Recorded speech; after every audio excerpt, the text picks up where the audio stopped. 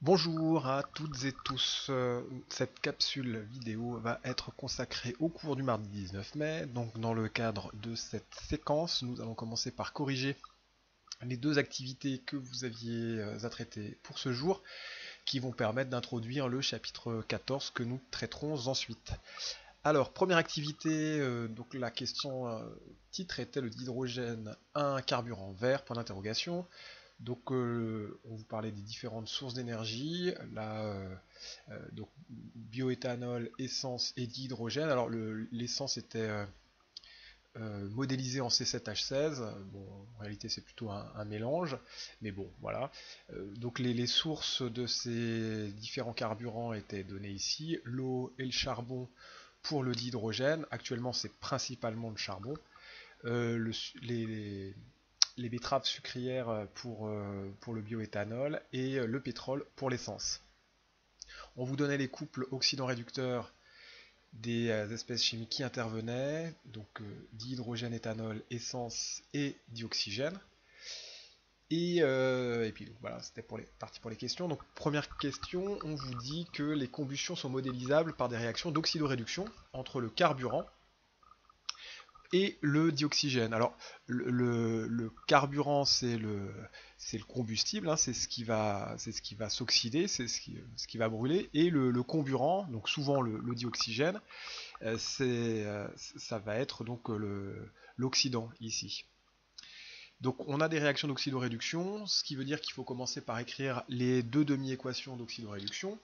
Donc je rappelle les règles. Première chose, donc, on positionne le signe égal. De part et d'autre, les deux membres du couple oxydant-réducteur. Ensuite, conservation de l'élément commun, autre que oxygène et hydrogène, donc grâce au nombre stoichiométrique. Deuxième étape, conservation de l'élément oxygène grâce à la molécule d'eau. Troisième étape, conservation de l'élément hydrogène grâce aux ions H+. Quatrième étape, conservation de la charge. On va avoir la même charge des deux côtés du signe égal grâce aux électrons. Une fois que vous avez écrit les deux demi-équations d'oxydoréduction, eh bien, il faut les écrire de manière à avoir à gauche les réactifs. Donc d'un côté, ce sera toujours O2, puisque la réaction de combustion elle se fait avec le dioxygène. Et de l'autre, eh bien, on aura H2 à gauche, H2O à droite, C2H5OH à gauche, CO2 à droite, C7H16 à gauche, CO2 à droite. Donc on va avoir trois paires de demi-équations d'oxydoréduction et trois équations d'oxydoréduction à la fin. Alors je rappelle aussi que pour avoir l'équation d'oxydoréduction, il faut ajouter membre à membre les deux demi-équations de manière à éliminer les électrons du bilan. Donc là, vous avez les demi-équations d'oxydoréduction, donc les quatre. Pareil, on a vu ça déjà il y a quelques temps, mais entraînez-vous à réécrire ces demi-équations et ces équations d'oxydoréduction. Donc pour la première, on se retrouve avec donc H2 plus H2O qui est égal à H2O plus 2H plus 2 électrons. Euh, cette demi-équation va être couplée avec l'autre demi-équation. Donc la deuxième, ce sera toujours O2 plus 4H plus 4- égale 2H2O. Donc quand on prend la première et la quatrième, on voit qu'on doit multiplier la première par 2 de manière à avoir 4 électrons à gauche et 4 électrons à droite. Donc on se retrouve avec 2H2 plus 2H2O plus O2 plus 4H+, qui nous donne 4H2O plus 4H+. On peut éliminer les 4H+, de chaque côté, on peut éliminer 2H2O à gauche comme à droite, il ne nous restera donc plus que 2H2O à droite, et au final, on se retrouve avec 2H2 plus O2 qui nous donne 2H2O. Donc là, c'est cette équation ici. On fait la même chose pour les deux autres réactions d'oxydoréduction. Donc là, c'est pour l'éthanol et pour l'essence qui est modélisée par C7H16, par l'heptane. Et donc on se retrouve avec ces équations ici. Donc dans chacune de ces équations, vous allez vous retrouver avec des H2O et des H+, à gauche et à droite. Et donc là par exemple pour C7H16, l'équation donne C7H16 plus 14H2O plus 11O2 plus 44H+, qui donne 7CO2 plus 44H+, plus 22H2O. On élimine donc les 44H+, de chaque côté, donc on n'a plus d'H+. 14H2O à gauche et 22H2O à droite, donc on élimine les 14H2O à gauche et il ne nous reste plus que 8H2O à droite, et donc on se retrouve avec l'équation C7H16 plus 11O2 plus 8 H2O plus 7 CO2, enfin donne 8 H2O plus 7 CO2. Alors deuxième question, on vous demande d'écrire les équations de combustion complète de ces différents carburants. Donc là, quand on écrit une combustion complète, eh bien, quand on n'a que des éléments carbone, hydrogène et oxygène, hein, ce qui est le cas ici, dans les produits de la réaction, on aura uniquement le dioxyde de carbone et de l'eau. Et donc dans les réactifs, on n'aura que le carburant et O2, carburant qu'on appelle aussi combustible, et O2. Donc là, ici, si on réécrit avec nos carburants à gauche, O2 et formant uniquement H2O et CO2, CO2 quand ça porte l'élément carbone, mais on se retrouve avec les mêmes équations d'oxydoréduction, enfin les équations de combustion complète et les équations d'oxydoréduction sont les mêmes, donc ce qui nous permet de dire qu'on peut bien modéliser la réaction de combustion comme étant une réaction d'oxydoréduction entre les deux couples oxydoréducteurs. Alors quel argument permet de qualifier le dihydrogène, question 3, de carburant vert? Donc si on regarde l'équation de combustion complète du dihydrogène, on voit que cette réaction ne rejette pas de dioxyde de carbone, elle ne rejette que de l'eau. Et c'est la seule, parmi les trois qui sont présentés ici. Donc alors certes, l'eau est un gaz à effet de serre, mais il ne s'accumule pas dans l'atmosphère, hein, il participe au cycle de l'eau, donc il ne participe pas non plus au réchauffement climatique. Donc la combustion de dioxyde de carbone n'émettant la combustion d'hydrogène n'émettant pas de dioxyde de carbone, qui est un gaz à effet de serre, et ben, ça ne participe pas au réchauffement climatique. Et donc on vous demandait, pour terminer, de faire une analyse des différentes sources d'énergie, des procédés de transformation et des produits rejetés, discuter du caractère plus ou moins écologique de chaque carburant. Alors, bon, c'était qualitatif, donc qualitativement, on pouvait déjà éliminer, dire que l'essence n'était pas du tout vertueux, parce qu'il est issu de pétrole qui est, une ressource qui n'est pas pérenne, hein, ça va forcément disparaître à un moment, puisqu'il faut des centaines de millions d'années pour former le pétrole, et on le consomme, nous, beaucoup plus vite qu'il ne se reforme. Donc c'est pour ça qu'on parle de ressources fossiles, hein. Enfin c'est issu de fossiles, parce qu'il faut le temps que les fossiles se transforment en hydrocarbures. Et puis ça rejette du dioxyde de carbone qui participe beaucoup au réchauffement climatique. Donc là c'est donc énergie fossile d'un côté et rejet de dioxyde de carbone de l'autre, donc l'utilisation d'essence comme carburant c'est polluant et les réserves sont limitées.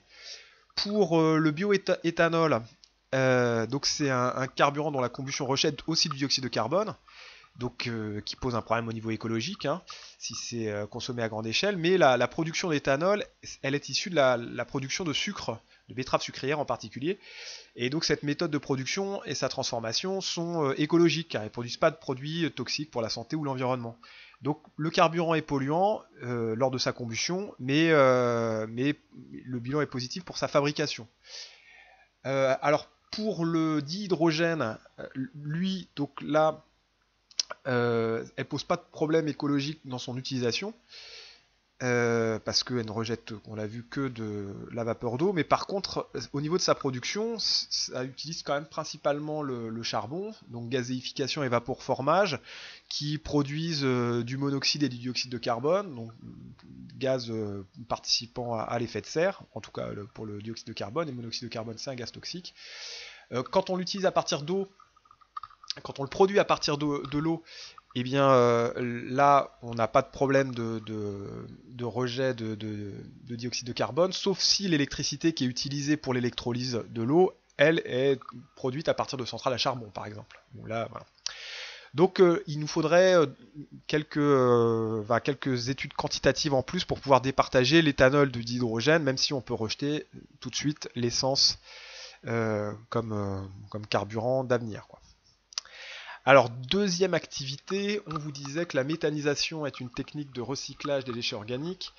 À partir de 400 litres de méthane, on récupère 1 kg sont récupérés à partir d'1 kg de déchets organiques. Là, on vous expliquait que à partir d'une molécule d'eau qu'on reconnaissait ici, il fallait fournir de l'énergie pour casser les liaisons et obtenir les atomes d'oxygène et d'hydrogène, et que par contre on récupérait de l'énergie quand, à partir des atomes d'oxygène et d'hydrogène, on formait la molécule d'eau. c'est ce qui était expliqué ici. Et donc lors d'une réaction, l'énergie ER consommée ou libérée correspond à la différence entre l'énergie de dissociation des réactifs, donc l'énergie nécessaire pour casser les liaisons des réactifs, et l'énergie de formation des produits. C'est l'énergie qui est libérée lors de la formation des liaisons des produits. Vous aviez la consommation énergétique et les déchets produits de différents pays. Vous aviez les énergies de liaison pour plusieurs liaisons ici. Première question, l'équation de la réaction complète de combustion du méthane, enfin plutôt la combustion complète du méthane. Eh bien, donc on part de CH4, on consomme du O2, on forme CO2 et H2O, on écrit ça de manière à avoir conservation et des éléments et de la charge.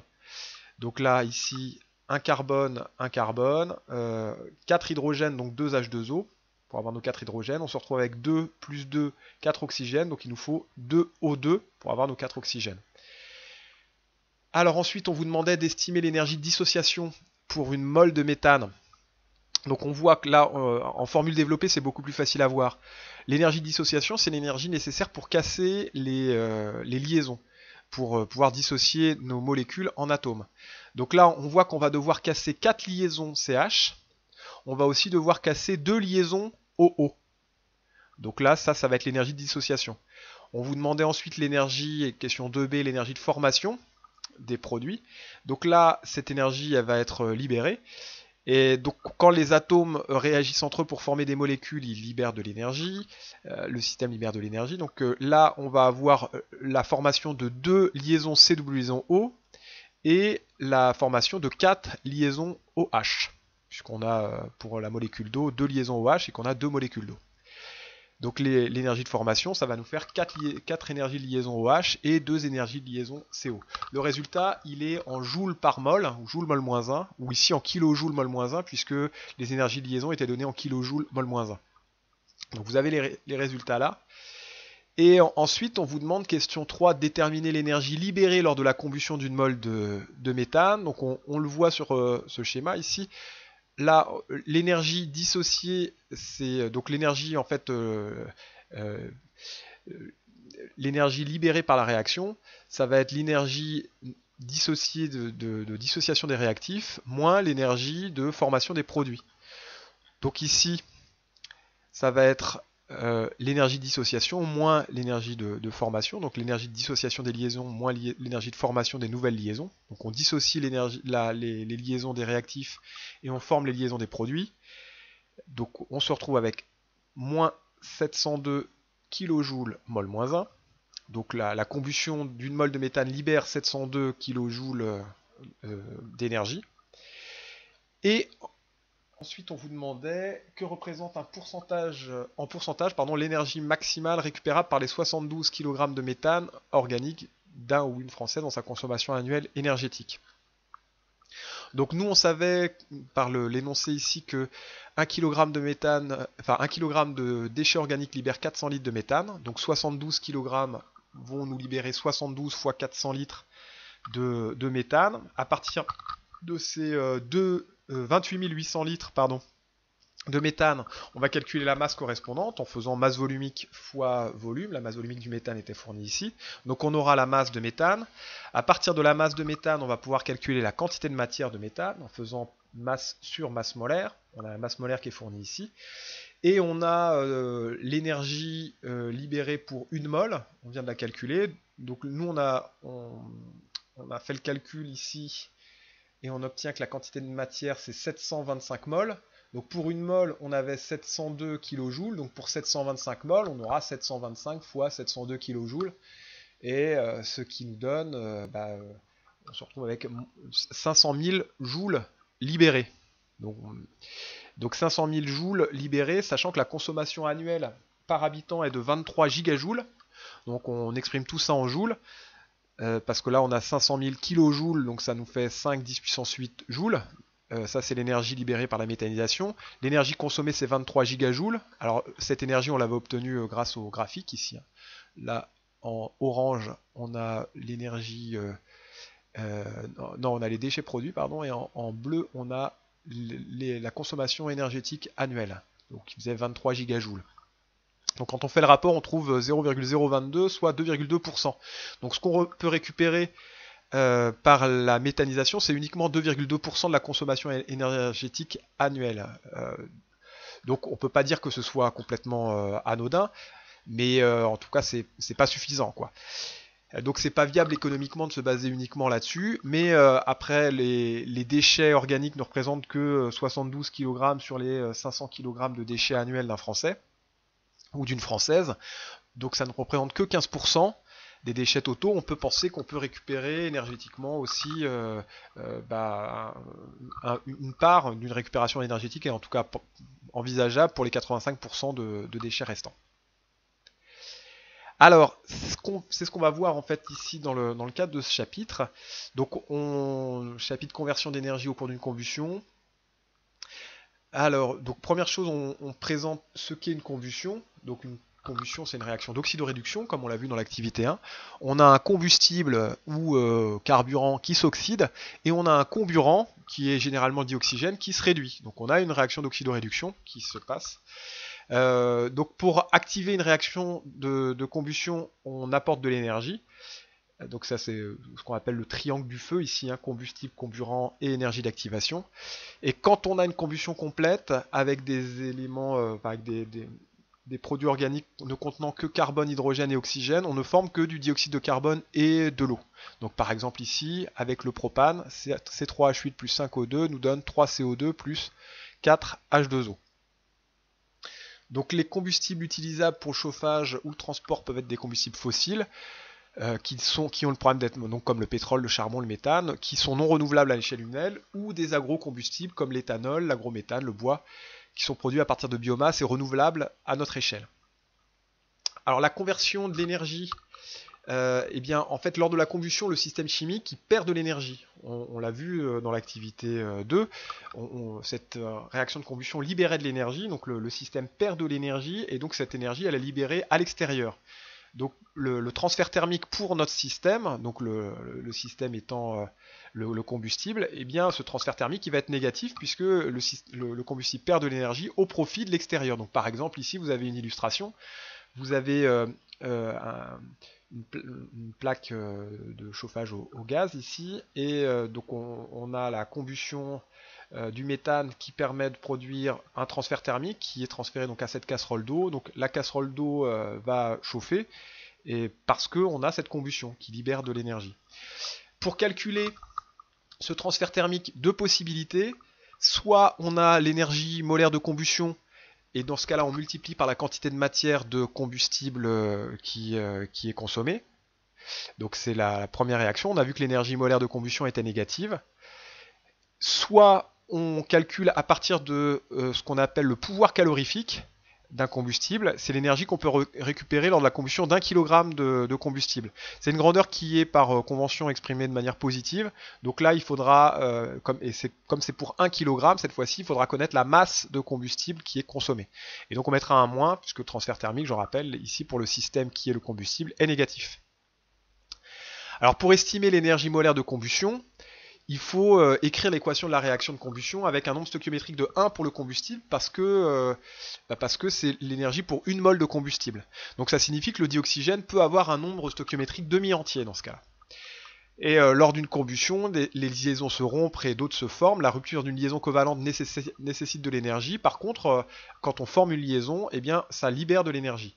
Donc là, vous avez un diagramme énergétique qui illustre ça. Le combustible plus O2, on rompt les liaisons des réactifs pour obtenir les atomes, comme ça. Donc ça nécessite de l'énergie, on fournit de l'énergie.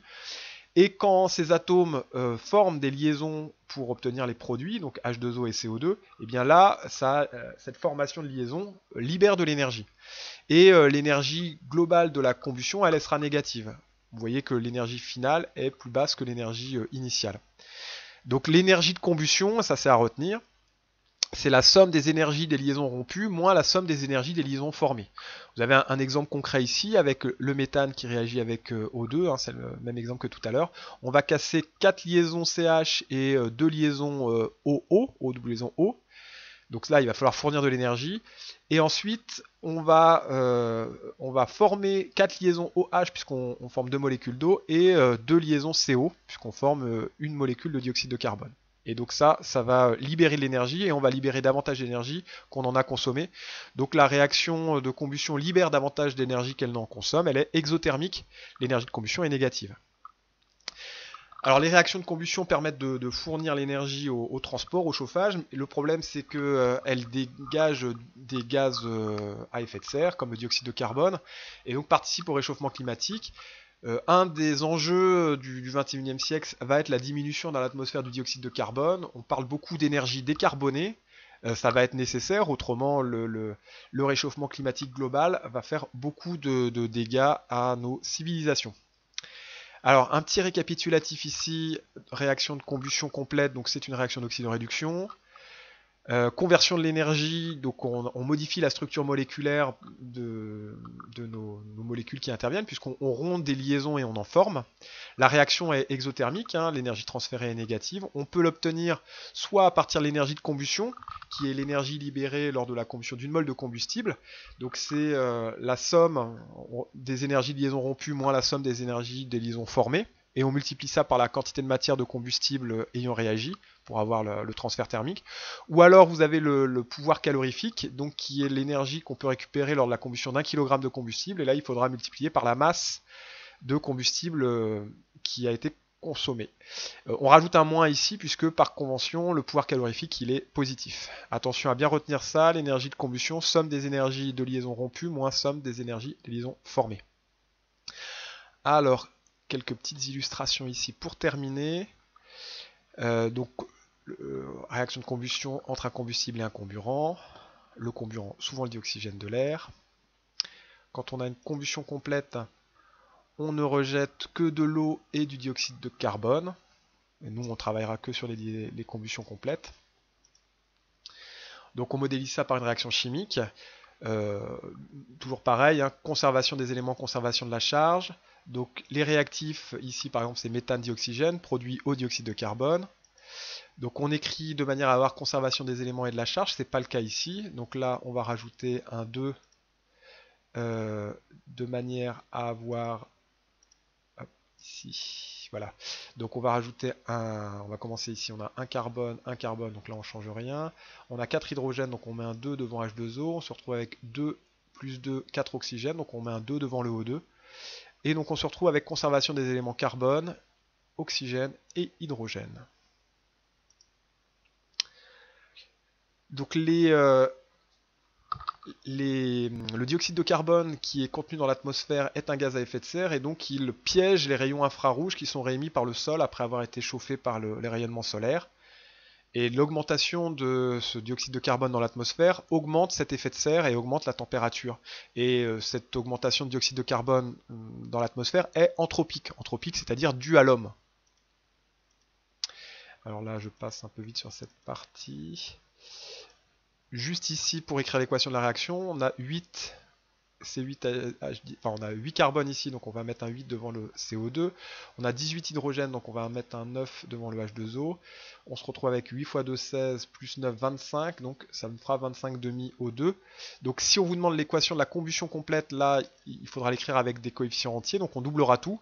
Mais par contre, si on vous demande de calculer l'énergie de combustion, eh bien on gardera la première équation.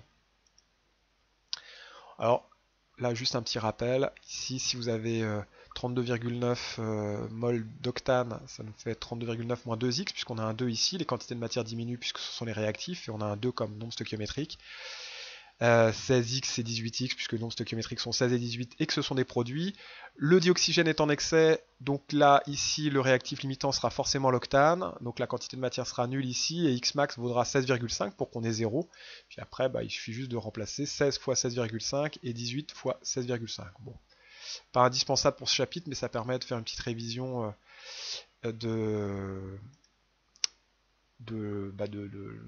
tableau d'avancement. Donc l'énergie libérée lors d'une combustion, c'est exothermique. Donc ça libère de l'énergie, le Q est négatif. Donc là, il va falloir fournir de l'énergie pour casser ces liaisons. Et donc là, c'est l'énergie de dissociation. Et l'énergie va être libérée en fait en formant des liaisons pour reformer H2O et CO2.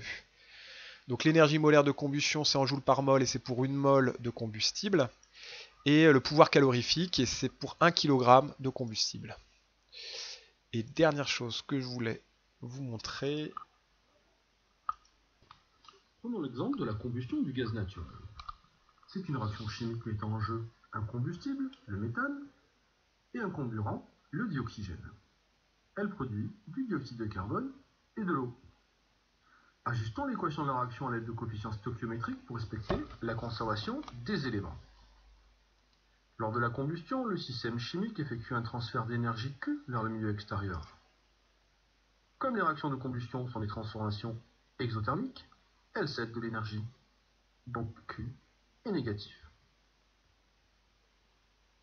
L'énergie molaire de combustion est l'énergie transférée lors de la combustion d'une mole de combustible.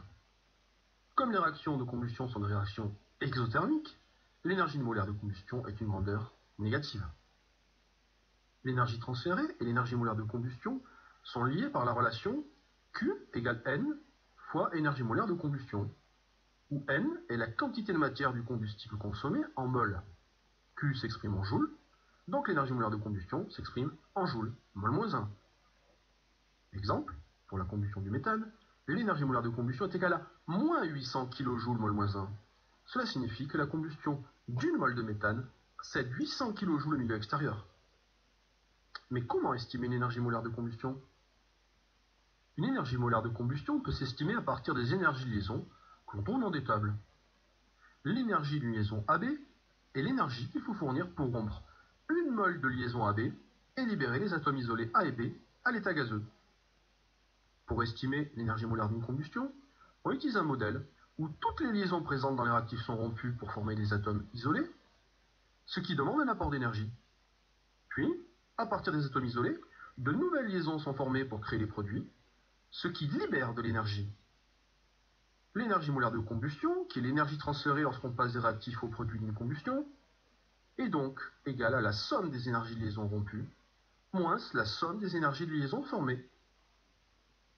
Prenons l'exemple de la combustion du méthane. Utilisons les formules développées pour faire apparaître les liaisons entre les atomes. L'énergie molaire de combustion est donc égale à 4 fois l'énergie de liaison d'une liaison CH, plus 2 fois l'énergie de liaison d'une double liaison OO, moins 2 fois l'énergie de liaison d'une double liaison CO, moins 2 fois l'énergie de liaison d'une liaison OH. Passons à l'application numérique à l'aide de la table des énergies de liaison.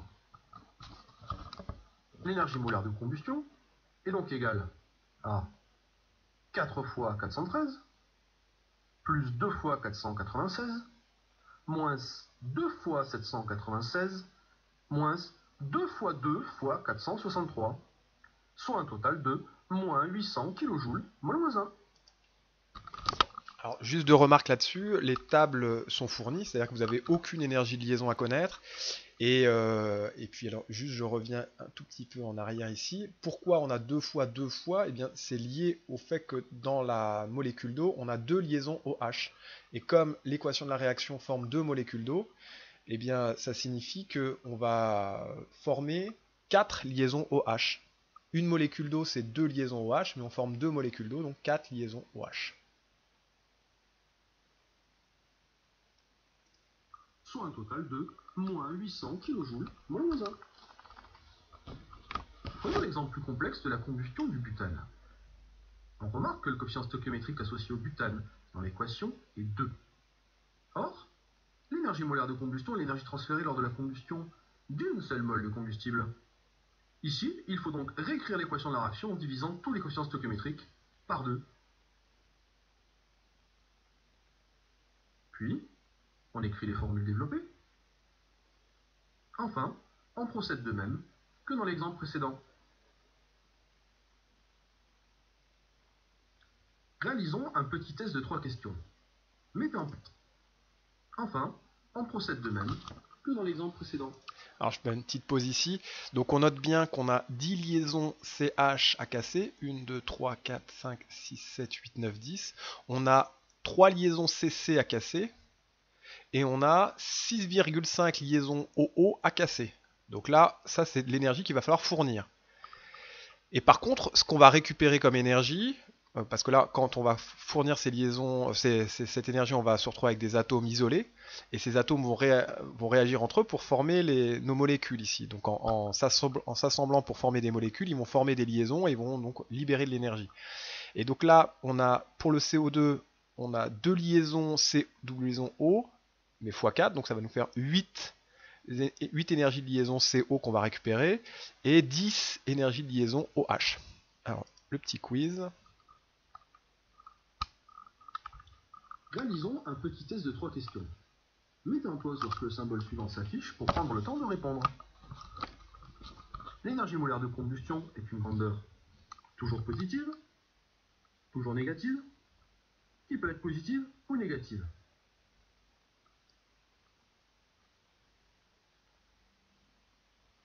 Réponse B, c'est une grandeur toujours négative car les combustions sont des réactions exothermiques.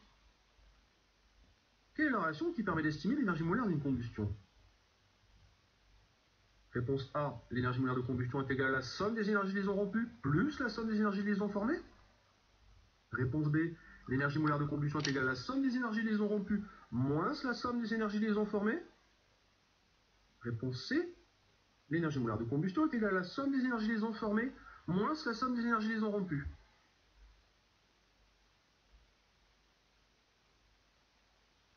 Il s'agit de la réponse B.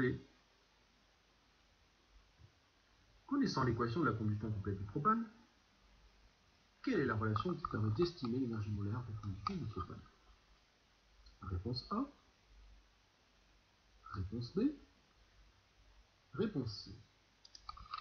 Alors ici, donc on compte les liaisons à rompre. Donc on a 1, 2, 3, 4, 5, 6, 7, 8 liaisons CH à casser. On a 2 liaisons CC à casser. Et on a 5 liaisons O, double liaison O à casser. Donc ici, là les 8 CH on les a partout. Là par contre on a 2 CC ou 3 CC. Donc là on élimine la B parce qu'on n'a que 2 liaisons CC à rompre. Et puis 5 OO, bah là ça marchait pour les 3, donc on a déjà éliminé la B, donc il ne reste plus que la A ou la C. Alors ce qu'on va récupérer, c'est 6 énergies de liaison CO, puisqu'on a 2 liaisons CO pour une molécule de CO2, et on a 3 molécules de CO2, donc 6 liaisons CO. Donc on élimine la A, il ne nous reste plus que la C. On vérifie quand même que pour le dernier terme, ça correspond. Pour la molécule de H2O, on va former 2 liaisons OH pour une molécule et on a 4 molécules, donc on va bien récupérer l'énergie de 8 fois l'énergie de liaison de OH. Donc c'était la réponse C.